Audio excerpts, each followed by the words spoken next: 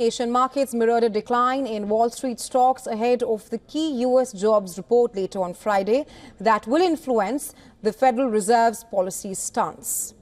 Equity benchmarks in Japan, South Korea and Australia fell, contributing to a loss in a regional stock gauge.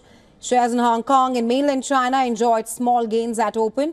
Meanwhile, following a spike in volatility caused by this week's political upheaval, South Korea is preparing to increase the WIONs after hours of liquidity.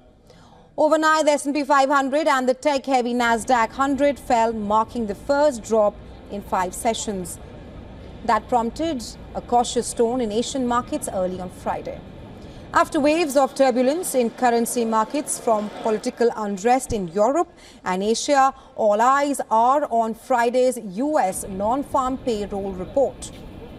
On Thursday, U.S. jobless claims reached a one-month high, although experts predict payrolls increased by 220,000 in November, following a drop in October numbers caused by 2 storms and a strike.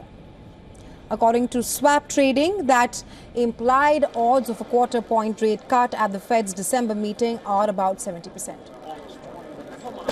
Among the Asian data sets due to be released are a rate decision in India and Malaysia's foreign reserves. Data on China's reserves for November could also be released.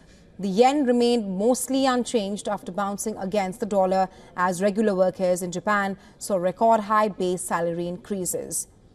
In Europe, a gauge of the likelihood that French lawmakers would reach a budget agreement for next year's fiscal plan showed positive signs as well. Meanwhile, in the commodities market, oil prices steadied after a hit despite OPEC Plus's decision to extend production cuts by a further 3 months. Meanwhile, Chevron said that it would limit increase in output at its largest U.S. oil field. Gold stabilized after falling ahead of the U.S. jobs report. In cryptos, after the OG token climbed to over $100,000 for the first time, Bitcoin briefly snapped about 7% lower. However, Bitcoin pared its losses after reports of Sachs' appointment as the White House czar for crypto and AI. The 6-figure price marks a nearly 200 million% increase from the 5 cents it fetched 15 years ago.